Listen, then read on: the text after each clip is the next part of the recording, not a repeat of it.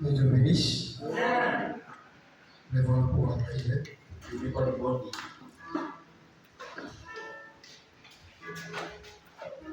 Seigneur notre Dieu, nous voici venus ce soir dans ta maison. Parce que nous pouvons dire comme David l'avait dit, je suis erré lorsqu'on lui dit alors dans la maison de l'Éternel. Nous aussi ce soir, Seigneur, nous pouvons confirmer que cette parole-là est vraie. Pourquoi nous sommes venus tels que nous sommes, avec des problèmes, avec des erreurs, avec des iniquités, en confessant, Seigneur Jésus-Christ, que tu es le seul et l'unique, qui est bien disposé à nous changer, qui est bien disposé à nous transformer, et qui est bien disposé aussi à nous pardonner. Tu avais dit que personne ne peut venir auprès de toi et repartir dans sa maison telle qu'elle était venue. Laisse le Seigneur Jésus ce soir. Et les enfants puissent repartir d'ici étant guéris, étant spirituels, ou dans le physique, ou sur toute chose qui peut déranger mon caractère de vie. Bénis et ta parole. Écarte-moi des chemins, afin que je sois justement un canal par lequel tu voudras passer et parler à tes enfants. On confie tous par toi, ou pour ta gloire, ou pour ton honneur, au nom du Seigneur Sauveur Jésus-Christ, le Dieu du Saint-Prophète Mohammed. Nous t'avons ainsi prié et demandé avec foi. Amen. Alors sans plus tarder, nous ouvrons la Bible. Non, dans Matthieu chapitre 5, le verset 17 jusqu'au verset 19. Il est écrit: ne croyez pas que je suis venu pour abolir la loi ou les prophètes. D'abolir la loi ou les prophètes. Donc, je ne suis pas venu pour abolir la loi ou les prophètes. Je suis venu non pour abolir, mais pour accomplir. Car je vous l'ai dit en vérité, donc que les cieux et la terre ne passeront point, il ne disparaîtra pas de la loi un seul iota ou un seul train de lettre,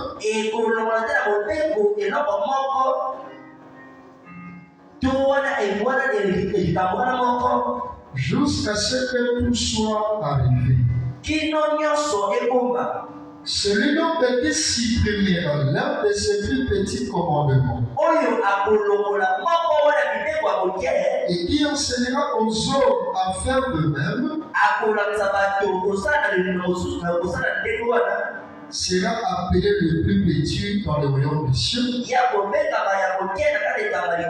Mais celui qui les observera et qui enseignera à les observer, celui-là sera appelé grand dans le royaume des cieux. Et Dieu bénisse de sa parole. Vous asseoir. Et pendant que nous sommes assis, je vais encore ajouter dans Matthieu chapitre 35, chapitre 24, le verset 35. Il est écrit: les cieux et la terre passeront, mais mes paroles ne passeront point. Maloba na ngai mes paroles dépasseront plus. Alors pour ce soir, nous continuons notre même thème. On avait commencé depuis le mardi. Et nous sommes en train d'aborder un thème dont on a intitulé cela. La loi du vide. C'est-à-dire, avant que nous puissions arriver dans la loi du vide, on avait commencé par aborder d'abord la loi de la nature. On avait dit que la loi de la nature, c'est une loi que toi tu n'as pas choisie. Mais la nature vous a imposé cela. On avait donné vraiment l'exemple précis dans Éphésiens chapitre 6, le verset 1er jusqu'au verset 4. Qu'est-ce que nous voyons? D'abord, on dit, enfants, vous devez obéir à vos parents. Et il dit encore que non seulement de les obéir, mais vous devez aussi les honorer. Donc, en quelque sorte, la famille par laquelle tu es sorti, ce n'est pas toi qui avais choisi cela. C'est pourquoi quelque part Paul dira, il dit que celui qui ne prend pas soin de sa famille, il est plus qu'un infidèle. C'est pourquoi on avait dit que même si votre père c'est un sorcier, même si votre mère est une sorcière, mais vous êtes littérés toujours à les honorer. Parce qu'en le faisant, vous allez honorer Dieu. On avait dit que les naturels ont toujours typifié ce qui est spirituel. De la même manière que l'homme il a de parents naturels, avec le frère et les sœurs, c'est la même chose qui se passe aussi dans les spirituels. C'est pourquoi frère Madame dira quelque part, il s'adresse à l'auditoire. Il s'adresse aux gens qui venaient écouter la parole. Il s'adresse aux gens qui suivaient ce que lui était en train d'enseigner. C'est vous qui êtes venus, vous êtes mes enfants. C'est vrai que je ne vous ai pas engendré naturellement. Je veux dire que je vous ai engendré spirituellement. C'est pourquoi Paul pouvait appeler aussi Timothée étant son fils. Voilà pourquoi, lorsque vous honorez votre pasteur, en quelque sorte, vous êtes aussi en train d'honorer la loi de Dieu. On avait encore parlé sur la loi morale. C'est-à-dire, c'est une loi. Lorsque ça vient par ici, ça descend dans le cœur. Parce qu'il est découvert que c'est dans lesquels que l'âme habite. C'est pourquoi lorsque ça descend par ici et que ça sort dans votre bouche, c'est la chose qui font des dégâts. C'est-à-dire, l'homme n'est rien d'autre que tel que sont le pensée de son cœur. C'est pourquoi vous devez penser juste. Vous devez agir juste. Parce qu'en agissant ainsi, si vous pensez d'une manière correcte, c'est votre devoir envers vous-même. Et si vous agissez aussi justement, c'est votre devoir envers Dieu. Parce que tu as pensé juste, et parce que tu as agi juste, alors tu finiras aussi dans l'injustice. C'est pourquoi Ce soir, nous allons encore aborder la partie divine. Parce que rappelez-vous, dans la loi morale, on dit l'homme peut recevoir une fausse fonction. Vous voyez quelqu'un qui est bien inspiré. Initial aussi. Il peut parler à l'âme. Un frère aussi. Il peut parler à l'âme. Peut-être qu'il est inspiré par les diables. En quelque sorte, on peut se tromper dans la loi morale. Lorsque vous arrivez dans la loi divine, là, vous ne pouvez pas vous tromper. Et il dit que lorsque vous lisez la parole de Dieu, vous êtes toujours dans le vrai. Et quelque part, c'est là que je vais commencer pour lire. Pour la prédication, mon ange marchera devant toi. Frère, on a dit quelque chose qui a pour nous bénir.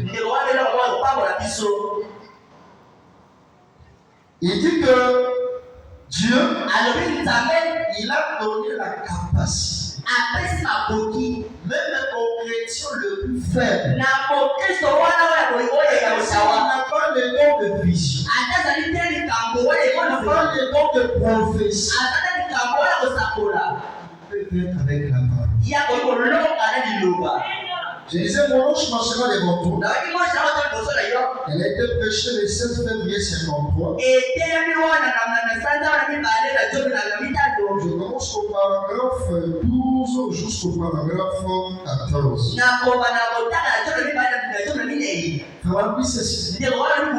Il dit que tout au long de ce voyage, il a promis de pouvoir à tous nos besoins. Il a promis de pouvoir à tous nos besoins. Tout ce que vous demanderez au Père à mon nom, je le ferai. Marc 11, 24. Tout ce que vous demanderez en priant, voyez que vous l'avez reçu. Et cela vous sera accompli. Alors, il nous a donné l'âme la plus puissante du monde entier. Et quelle est cette âme? C'est la prière. C'est la prière qui change les choses. Il dit les chrétiens ne se rendent pas compte du pouvoir qu'il a lorsqu'il s'agenouille devant Dieu tout-puissant au nom de Jésus-Christ. Il dit il ne se rend pas compte de la puissance de cela. Azali koyeba te ngoyo azali na yango. Si seulement les gens pouvaient prendre conscience que de ce qui est venu entre leurs mains, tout ce que vous demandez vous sera accordé. Mais écoutez la condition. Il dit, mais à condition de vous approprier la foi pour le croire. Car la parole de Dieu est vraie.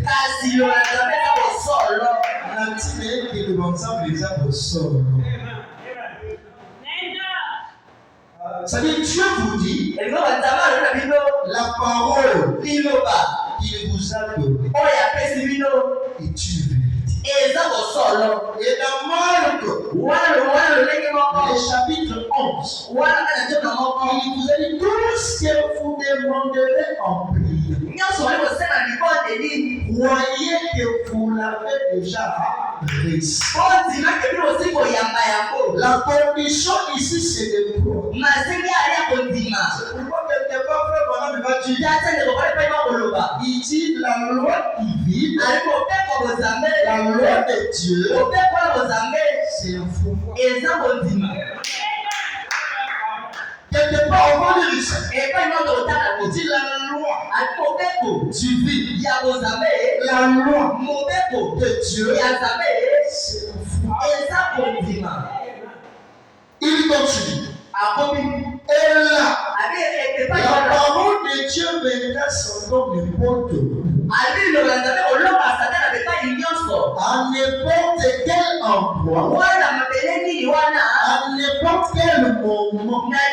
Il dit, eh bien, quand Jésus était ici sur terre, je crois qu'il était, eh bien, il était Emmanuel. Dieu était en Christ. Réconcilier le monde avec lui-même. Alors, toutes les grandes qualités de Dieu, tout le Père était en son Fils. Jésus-Christ, quand il était ici sur terre, tout ce que le Père avait lui appartenait. Et tout le merveille dont ils sont en Dieu et tout ce qu'il y avait, c'était en Christ. Tous les dons. Les dons de prophétie, les dons de vision, les dons de parler à l'âme, ainsi de suite. Selon frère Branham, cela était en Christ. Mais il veut attirer notre attention pour nous dire quelque chose. Qu'est-ce qu'il veut nous dire? Suivons frère Branham. Il dit, mais quand il a affronté Satan, il a utilisé aucun de ses dons. Lui, Jésus, juste pour être votre exemple, il a présenté cela d'une manière où le chrétien le plus faible.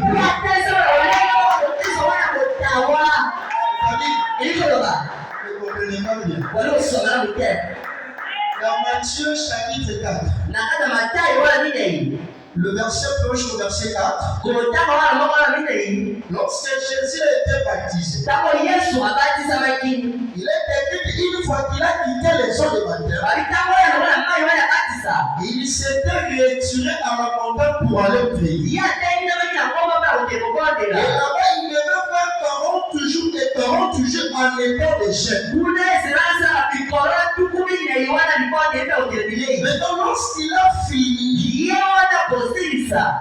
sa prière, le premier qui est venu à sa rencontre, c'était Satan. Il est venu pour le tenter. Maintenant, frère Branham me dit, regardez, il avait des visions, il avait le pouvoir, il avait toutes les choses. Il n'a utilisé aucun de ces dons-là. Pourquoi?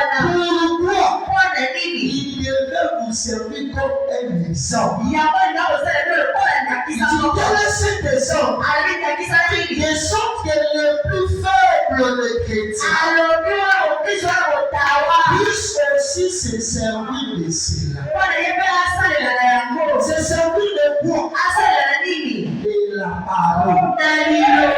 C'est pourquoi Matthieu 4 nous dit que lorsque Satan il a parlé, Jésus lui a dit, il est écrit, l'homme ne vivra pas justement du pain, mais il est censé aussi de vivre de toutes les paroles qui sont de la bouche de Dieu.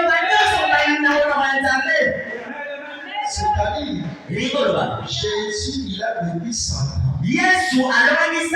Avec il est écrit. Il n'a pas utilisé ses dons. Il n'a pas utilisé sa puissance.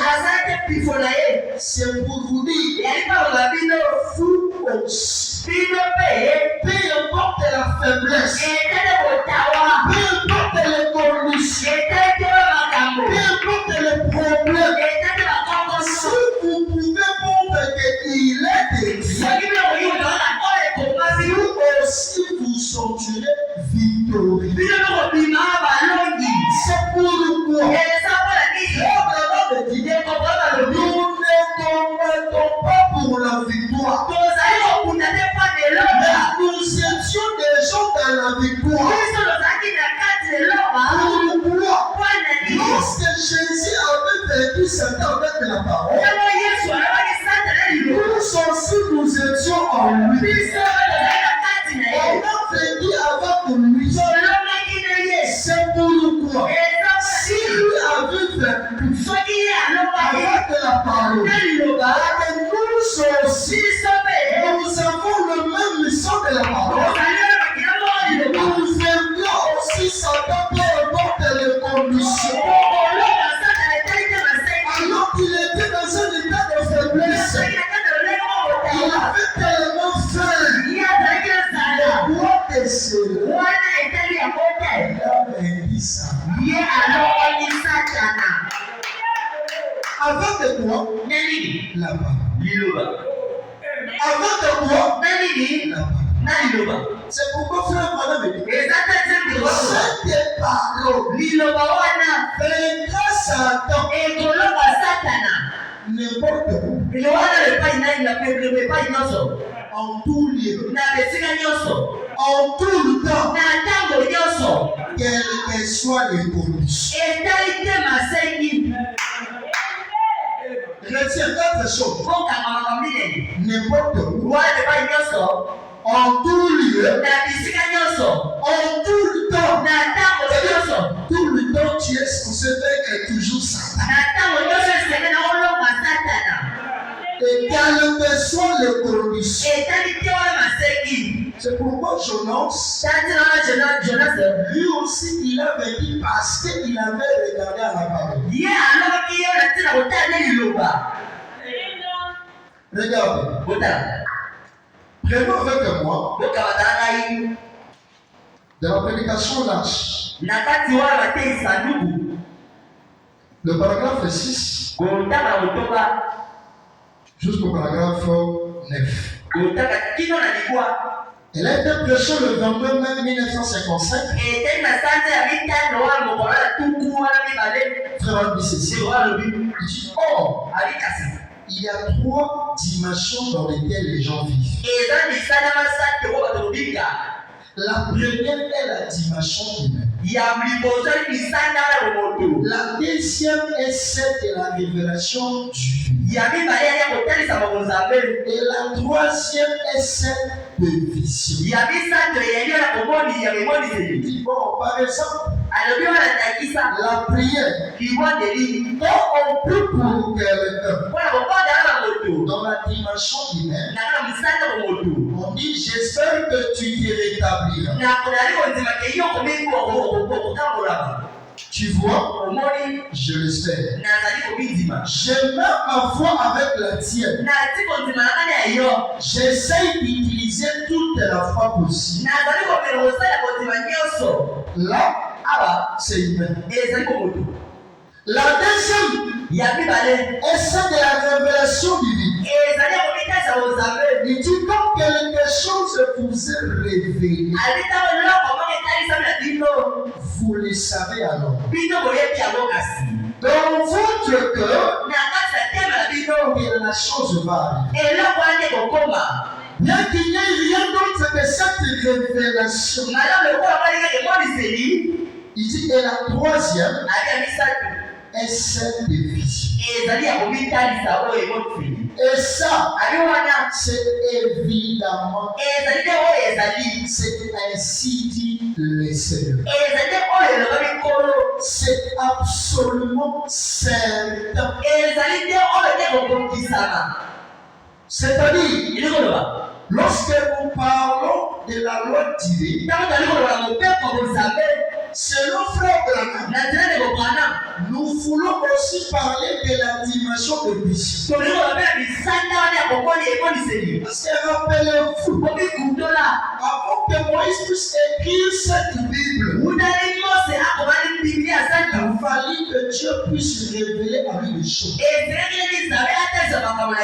là, Moïse voyait cela comme des visions. Moïse n'a jamais vécu du temps d'Adam. Mais il a fallu que Dieu puisse lui élever dans une certaine dimension de vision pour le faire voir des choses qui se passaient là-bas au commencement.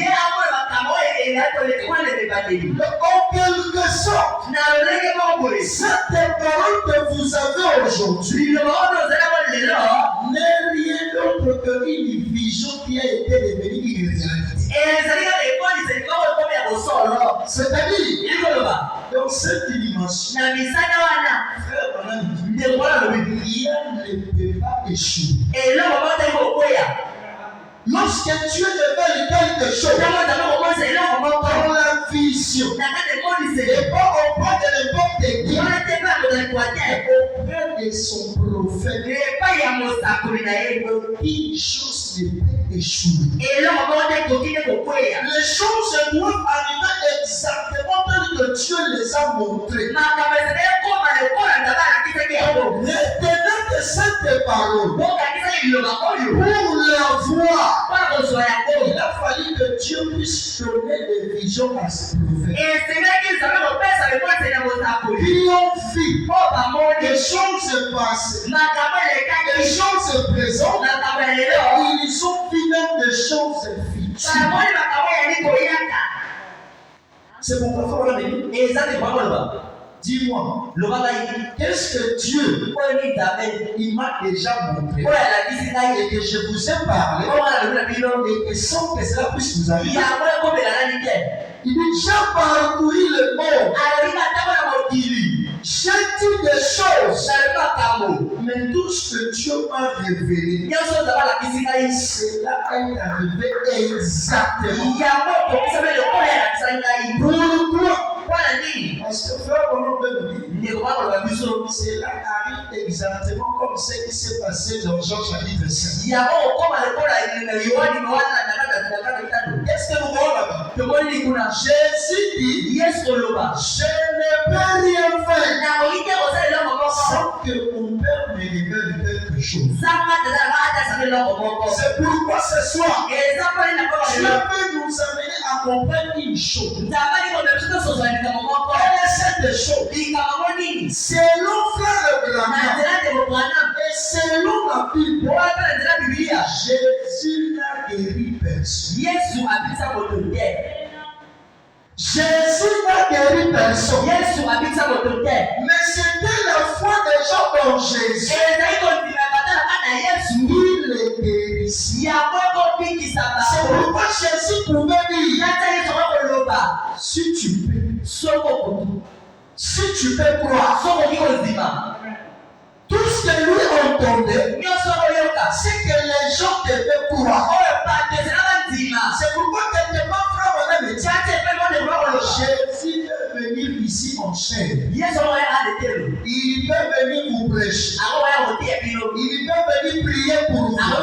Mais tant que vous ne croyez pas, rien ne va aussi se passer. Et Branham, il dit, on va dire avec vous. Il dit que, il dit même pendant que je prie pour les gens, ce n'est pas moi qui guéris les gens. Je ne suis pas un guérisseur. Mais c'est la foi que les gens ils ont. À ces petits dons que Dieu m'a donné, il produit des prodiges dans leur vie. C'est-à-dire, si vous ne croyez pas au nom de Dieu, si vous ne croyez pas la parole de Dieu, selon la loi de Dieu, rien aussi ne va arriver. C'est pourquoi Maman me dit, tu es en train de rechercher les croyants. Tu Dieu, il a besoin des croyants. Parce que vous devez manipuler la parole. Je vais encore lire. Dans la forme parfaite. Je commence au paragraphe 67. Jusqu'à 68. Voilà nous donne la définition d'un croyant. Lorsque nous parlons d'un croyant, frère, voilà nous donne qu'est-ce qui signifie un croyant. Alors, suis ça. La foi parfaite, elle était prêchée le 25 août 1963. Le paragraphe 67 à 68. Il dit, mais tant que vous agissez mal, vous ne pouvez pas avoir de l'assurance devant Dieu. Donc, voyez-vous, vous saurez automatiquement que vous êtes fautif. Vous vous remettez automatiquement à la place d'un pécheur. En sachant que vous êtes fautif. Mais lorsque votre cœur ne vous condamne pas, et quand vous savez que vous êtes un croyant, et qu'il n'y a rien entre vous et Dieu, alors vous pouvez demander ce que vous voudrez et savoir que cela vous sera accordé. Parce que c'est la parole qui vous a été donnée. Elle a été assainissue. Il dit alors, la seule chose que vous devez faire en ce moment, c'est d'avoir foi à ce que vous êtes. Et une foi à ce que la parole de Dieu dit que vous êtes. Et Jésus aussi, ce qui faisait lui d'être Jésus. Et Jésus avait foi à la parole de Dieu. Il disait ce qu'il était. Jésus, ce qu'il faisait de lui d'être Jésus, c'est parce qu'il avait aussi foi à la parole de Dieu. Il avait foi à ce que la parole de Dieu disait de lui. C'est un rédacteur. Emmanuel, Dieu avec nous. Ainsi de suite. Il vient commencer. Et toutes ces promesses, Jésus avait foi. Il ne pouvait te parler de lui. C'est pour le coup. Lorsqu'on est confronté avec Moïse, il a dit, votre Moïse, il a parlé de moi. Moïse que vous parlez, selon la loi de Moïse, il a parlé de vous.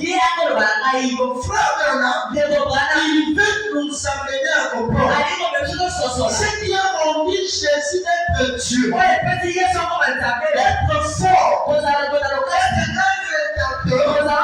parce qu'il avait d'abord foi à ce que les Écritures disaient de lui. C'est pourquoi vous verrez dans la statue d'un homme parle. Le premier verset, c'est la foi. Parce que frère, voilà me dit, les premiers croyants, d'abord Dieu lui-même. Dieu lui-même, il est le premier croyant de sa parole. Lorsque vous voyez aujourd'hui la lumière venir à l'existence, lorsque Dieu a prononcé la parole en disant, et la lumière est sur cela s'est passé beaucoup des années. Cela a pris beaucoup des années. Mais quoi que ça, prononcer. C'est pourquoi aussi, lorsqu'il a quitté la nature divine, lorsqu'il a quitté sa nature d'être un père, il a pris la forme humaine, il devait aussi vivre sa propre parole. Maintenant, continue. Il dit, et Jésus avait foi à la parole de Dieu. Il disait ce qu'il était. Il est écrit de moi. David dans le psaume, les prophètes et tous les autres n'ont-ils pas parlé de lui? Je suis le Père de vie qui vient de Dieu. Et qui est descendu du ciel. Amen. Jésus cet homme est venu déchanter de même. Jésus toutes ces choses. Il dit, Jésus c'est lui qui suit. Et il savait qu'avant que cette foi parfaite, qu'il était le Messie au monde. Et selon Frère Branham, nous aussi nous sommes des messiettes. Nous sommes des messiettes. Les gens qui sont censés être œuvres par Dieu.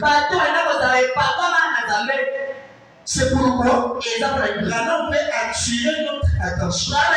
D'avoir plus la foi à la parole de Dieu.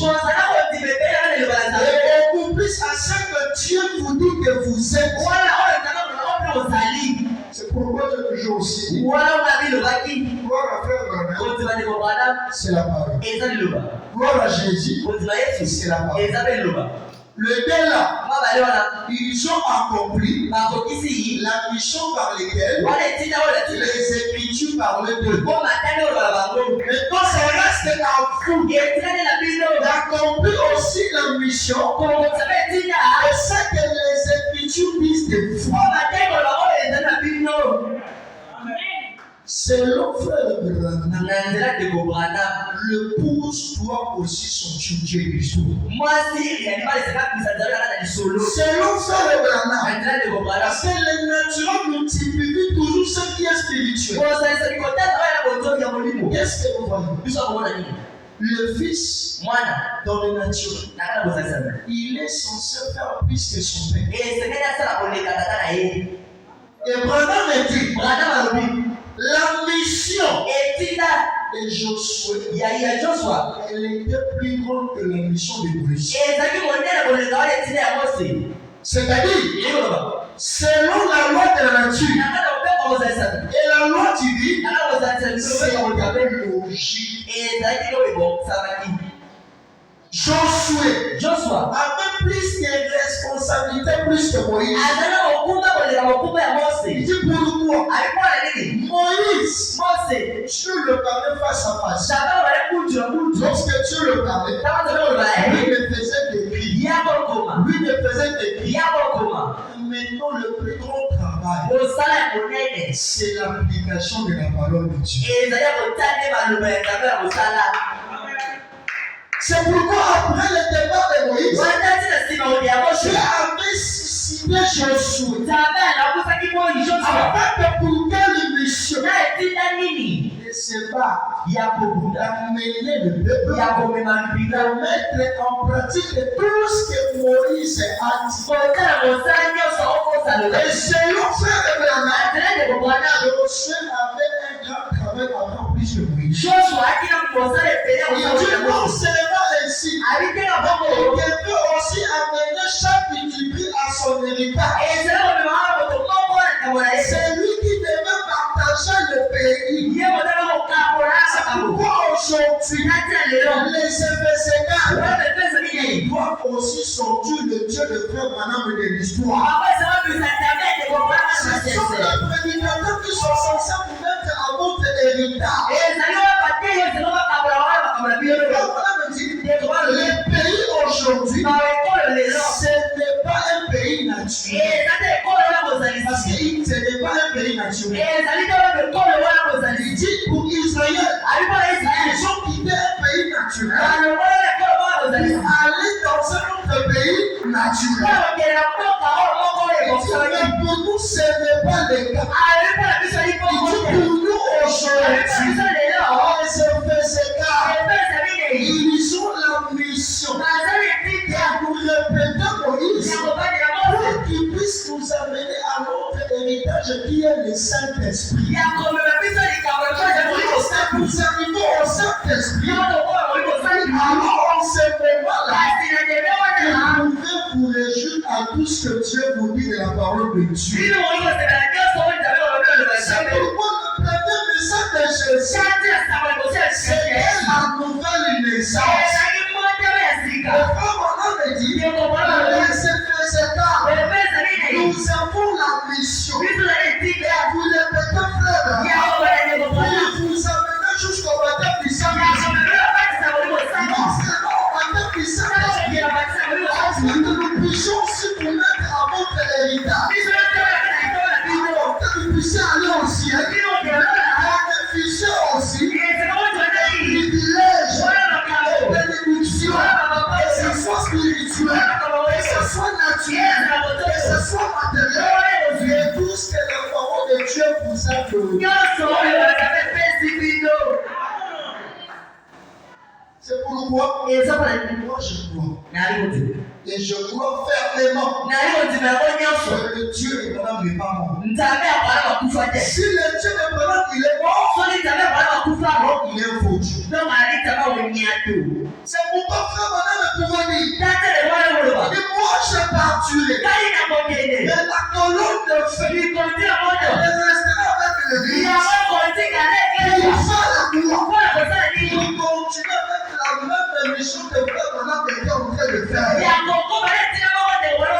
C'est pourquoi frère Manan dit, ce que vous avez vu dans mon ministère, oh Jésus a fait ceci, ainsi de suite, cela doit stimuler votre foi. En réalité, aujourd'hui, nous devons avoir des personnes, des témoignages des gens qui reviennent à la vie. Je vais dire, frère, je continue.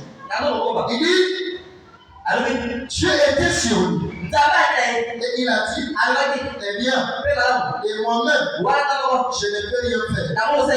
Mais c'est ma foi. Et Dieu était en lui. La parole manifestée. Et donc la parole de Dieu entre en vous. Elle est manifestée. Car vous êtes incroyable. Voyez? Et un croyant, c'est la foi de Dieu qui agit en vous. Selon frère Branham, la définition d'un croyant, c'est lorsque la foi de Dieu agit en vous. Lorsque la foi de Dieu agit maintenant en vous. Frère, continue. Il dit ceci. Vous savez, aujourd'hui, nous pensons qu'être un péché, c'est justement les gens qui vivent au monde. On se refait, c'est facile. Vous pouvez venir à l'église. Vous pouvez recevoir le prophète. Croire en lui. Mais vous êtes aussi un péché. Selon frère Branham. Je vais le lire. Dans la prédication, les sons de Pâques, elle a été prêchée le 1er avril 65, le paragraphe 141. Il dit ceci. Il dit combien de presbytériens, combien de méthodistes, combien de baptistes dans le monde aujourd'hui, combien de pentecôtistes connaissent la vérité et ont peur de prendre position pour elle. Je suis persuadé qu'il y a de quoi se demander. De ceux qui ont, il y a de quoi se demander. Il y a de quoi se demander ce qui est de sa vie sur vous. Au juste. Il veut parler en disant les prémystériels et tous ces mots. Ils disent que ils ont Dieu, mais ils rejettent la vérité. Ils savent aussi que ça c'est la vérité, mais ils ne veulent pas recevoir cela. Voilà me dit, je me demande ce qu'il y a en vous. Comment pouvez-vous dire que vous avez Dieu et que vous rejetez encore la vérité de la parole? C'est là qu'il parle. Est-ce que vous faites partie de sa résurrection? Est-ce que vous seriez allé crier pour une théorie, pour une unité de l'homme? Ou bien avez-vous le vrai courage et la véritable statue de l'homme qu'il faut pour prendre position et appeler le bien? Et appeler le bien et le mal le mal. Est-ce que vous faites partie de sa résurrection? Ou bien est-ce que vous avez un ramassis de créneaux? Est-ce que vous êtes un de ceux qui se contentent d'aller au culte? Est-ce que vous avez votre nom écrit là? Tout en étant mort par votre péché, par vos offenses. Écoutez maintenant. Celui qui ne croit pas l'entièreté parole de Dieu est un péché. Celui qui ne croit pas l'entièreté de la parole de Dieu, selon Frère Madame, c'est un péché. Un frère chrétien, c'est quelqu'un qui est censé croire à toutes les paroles de Dieu. Oui, nous prêchons la parole. C'est la parole que nous amènerons au ciel. Nous ne pouvons pas aussi inscrire la manifestation de Dieu parmi nous. En attendant que nous puissions aller au ciel, nous avons des besoins. Nous avons des soucis. Nous avons des problèmes. Le corps peut déranger. Ainsi de suite. Mais si réellement le Dieu qui accompagnait Frère Wana, il est avec nous, pourquoi pas le faire sortir de l'esprit? C'est possible. Mais pour que ces choses-là arrivent, c'est vous qui devez le faire. Vous devez avoir foi en vous. Qu'est-ce qui se passe? Aujourd'hui, un voisin tombe. Toi, tu es un frère.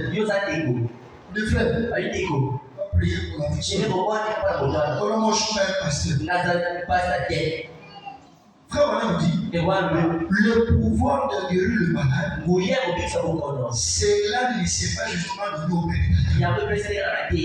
C'est pour tout croyant. Tout croyant est censé guérir le malade.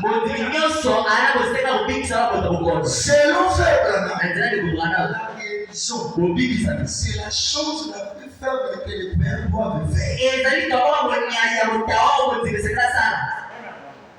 C'est pourquoi il dit, avant que vous puissiez avoir la foi de l'enlèvement, vous devez d'abord avoir la foi de la guérison. Ça vous étonnera. Il y a des gens qui se disent, j'ai la foi de l'enlèvement, je crois ceci. Il n'a pas la foi pour la guérison. Au frère, on a dit, la chose qui vous amène à avoir la foi de l'enlèvement, c'est parce que d'abord tu avais reçu la foi de la guérison. Il dit, avant d'arriver dans le plan de choses, vous devez d'abord avoir la foi dans le petit cœur. Vous devez d'abord avoir la foi dans de petites choses. Je veux dire ici. C'est un proto. Ça va aussi beaucoup nous aider. Il dit ceci. Dans la prédication, excusez-moi.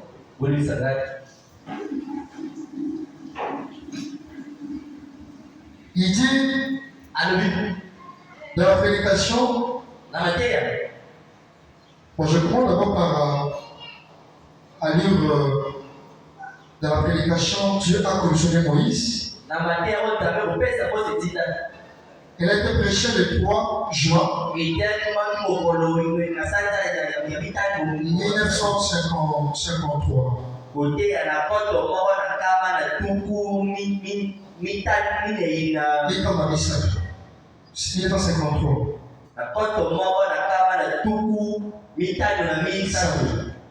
Le paragraphe 6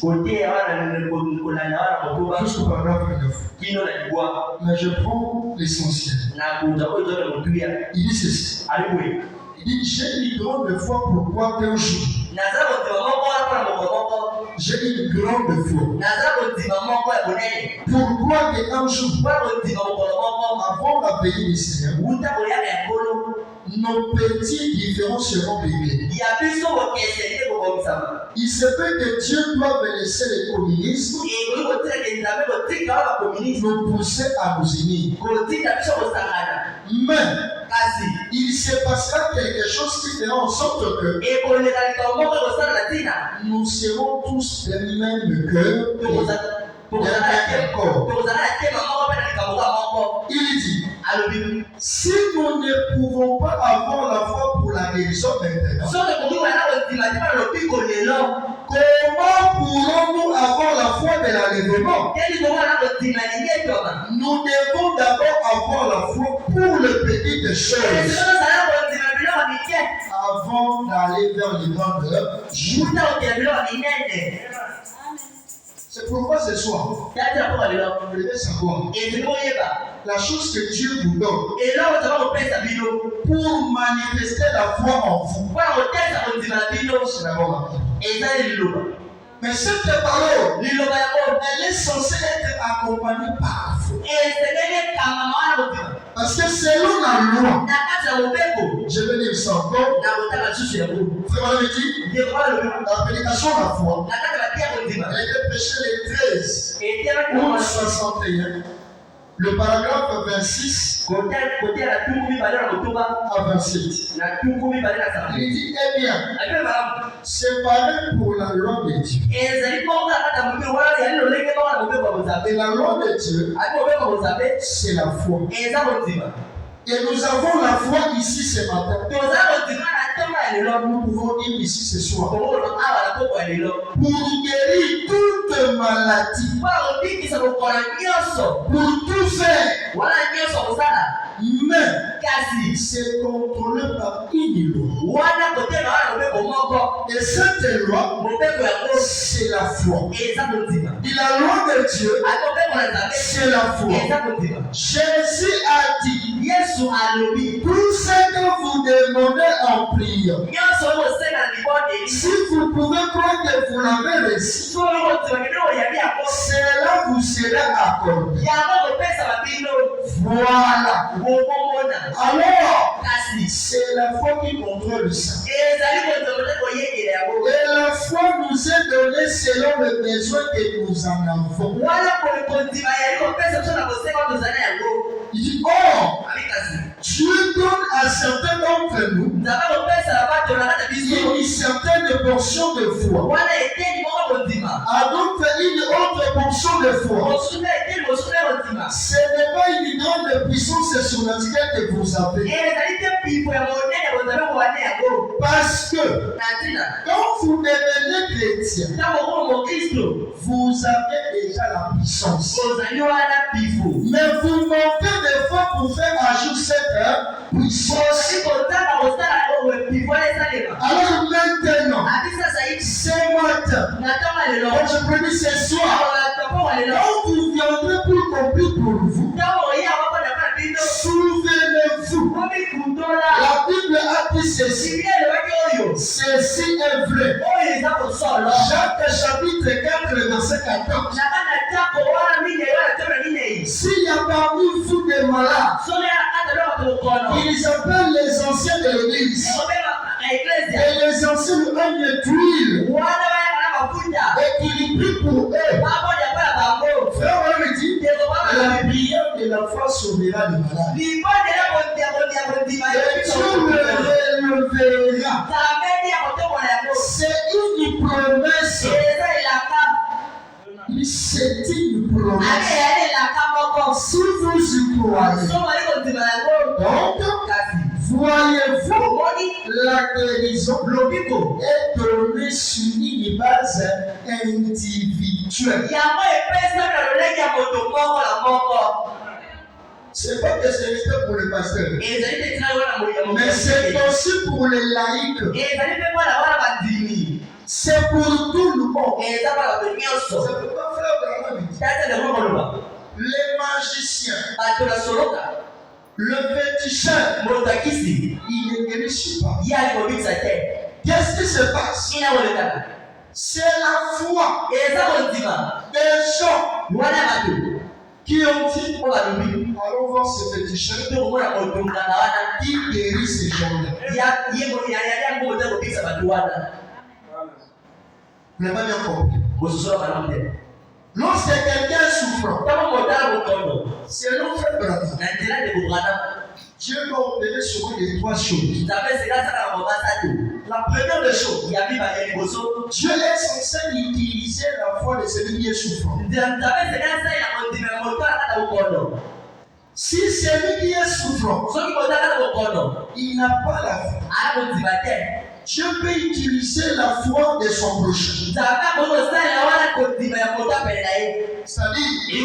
de son père, de sa mère, de son enfant, de sa soeur.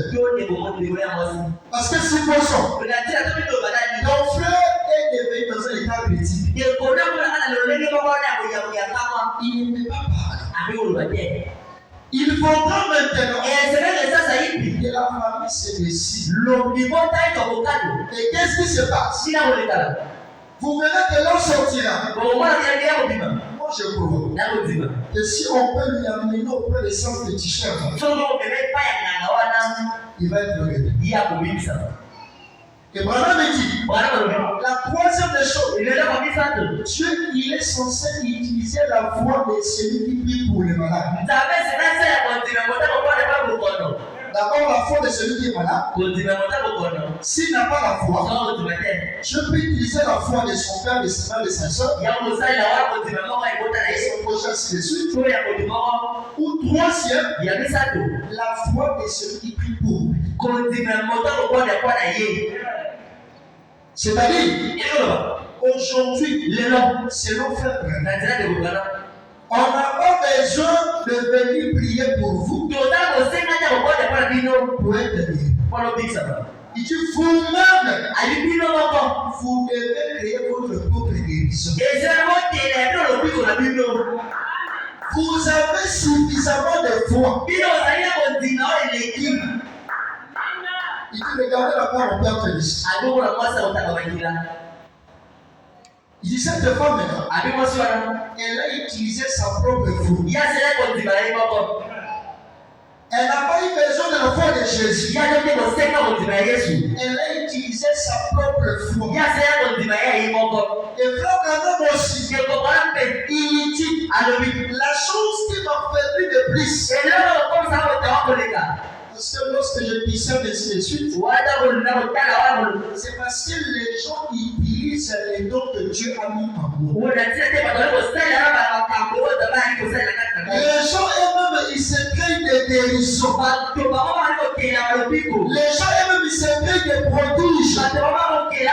Les gens eux-mêmes se créent des paradoxes. Et même, c'est-à-dire, selon frère Branham, vous avez suffisamment de foi pour manifester Dieu dans votre vie. Nous ne voulons pas la religion. C'est quoi la religion? Si la religion est une couverture. Je vais justement à l'église. Afin que les gens sachent que je prie. Ce n'est pas ça. Mais chacun d'entre nous doit avoir une référence personnelle avec Dieu. Avec ces précieux messages que nous avons reçus, nous devons aussi les sortir avec des témoignages. Et ces témoignages doivent être créés par vous. C'est pourquoi Jésus pouvait dire à cette femme au Père de l'Israël, ta foi t'a délivré, ta foi t'a sauvé. Il ne s'agit pas de la foi de Jésus, mais c'est la foi de cette femme-là elle-même.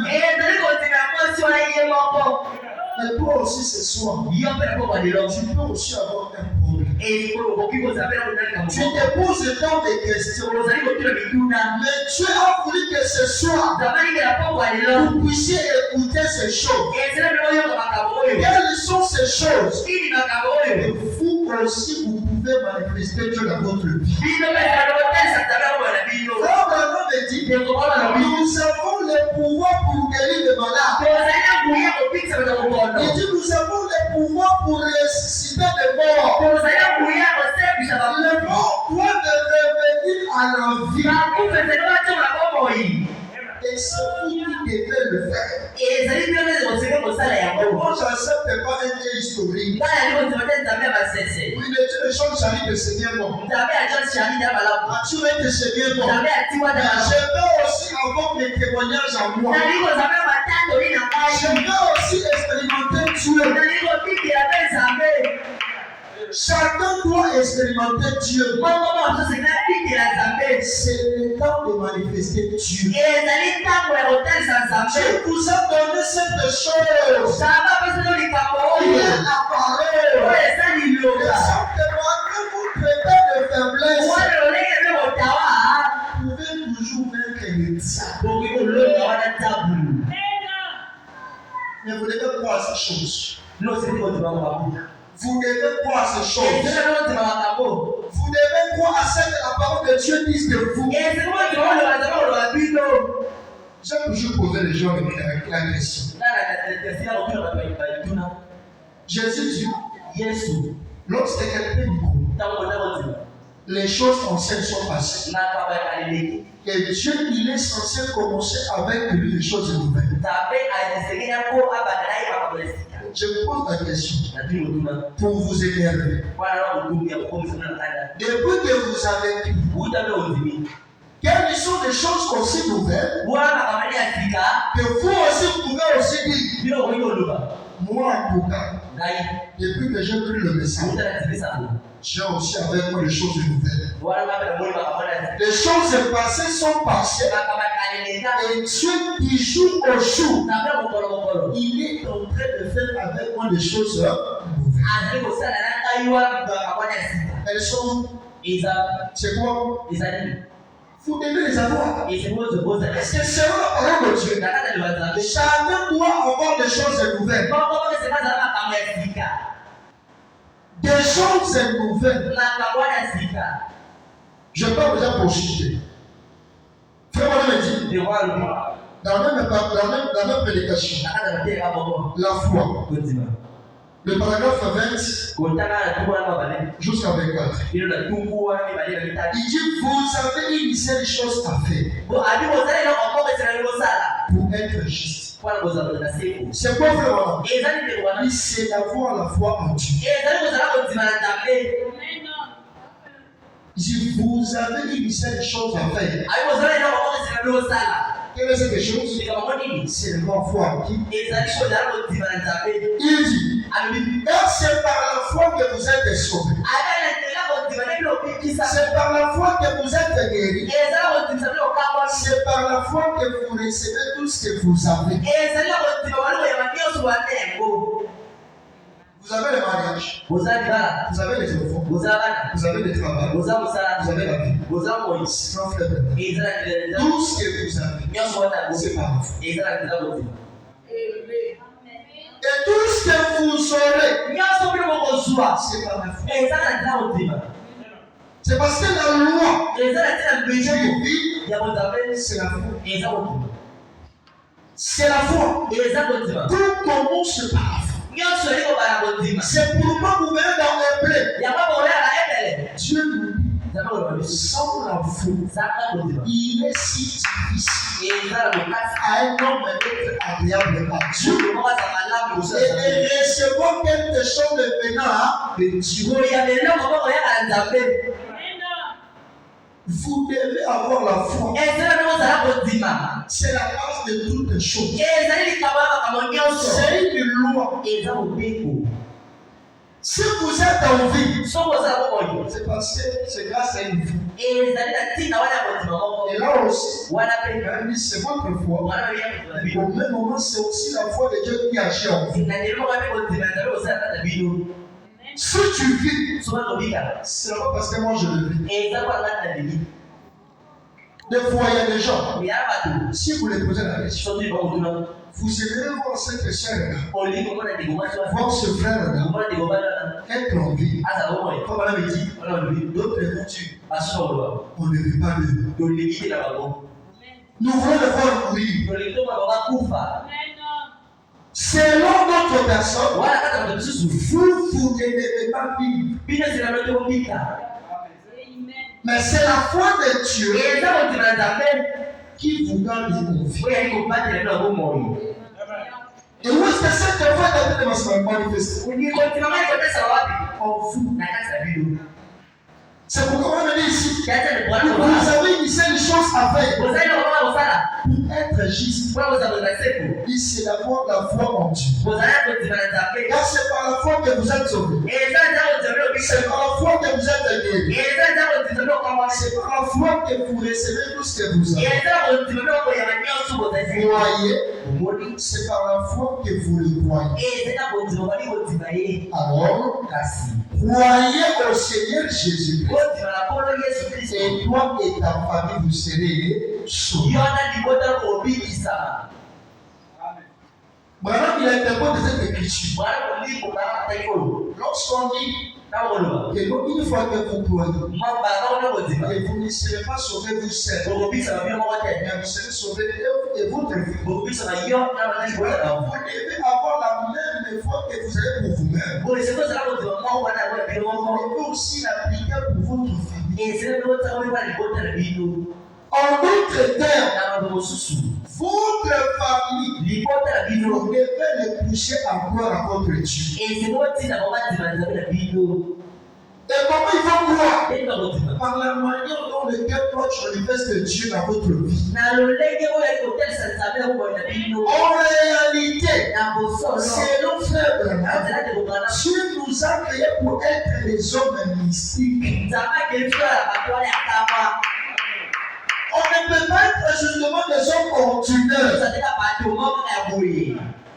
Dans la prédication, je sais que mon rédacteur est vivant. Mon frère m'a dit, Dieu ne vous a pas créé pour venir justement manger la nourriture sur la terre. Chaque matin, tu te réveilles, tu pars au travail, tu reviens à la maison, tu manges, tu dors. Ce n'est pas ça. Dieu vous a créé pour un but. Et ce but, c'est d'abord être appelé un fils et fille de Dieu. Ensuite, vivre selon la réputation de votre femme. Parce qu'il nous a été dit que cette famille dans les cieux s'appelle Jésus. Et sur la terre s'appelle Jésus. Et si vous appartenez dans cette famille-là de Jésus-Christ, vous ne vivrez pas comme le reste du monde. Vos familles doivent connaître que là où notre enfant il va, pourquoi vraiment tu es là. Même s'ils ne viennent pas, mais ils savent. Lorsque nous avons un problème à la maison, réveillez Jean. Il va prier pour nous. Parce qu'il croit en vous. Si votre propre famille, les gens qui vivent tout autour de vous, commencent à douter de vous, ça devient très dangereux. C'est eux qui parlent avant de vous. C'est d'autres choses. Mais si commence à dire, est-ce que lui aussi c'est un chrétien? Mais il fait quoi? Et puis aussi il a commencé à aller à l'église. On devrait aussi rire comme avant ce coup. Rien ne change, rien ne va. Quand nous venons ici selon peuple là, pour nous améliorer. Donc nous venons à l'église pour nous améliorer. Pour devenir de véritables chrétiens. Pour devenir de véritables pères. Pour devenir de véritables mères. Pour devenir de véritables frères. De véritables sœurs. C'est ça la mission de venir à l'église. Mais Dieu vous dit, parler des autres seigneurs. Et aussi parler de vous. On parle de frère voilà aujourd'hui. On parle de Moïse et tous ces prophètes. Pourquoi? Parce qu'ils avaient pris Dieu. Ils avaient pris Dieu au mot. Vous aussi, vous devez prendre Dieu au mot. En quoi? Donc ça parle. La preuve aussi qui vous montrera que vous avez été sauvé. C'est lorsque vous pouvez prendre Dieu. Parler de Moïse, c'est bien. Jacob, les autres, c'est bien. Les gens aussi doivent aussi rencontrer votre témoignage. Un témoignage spirituel.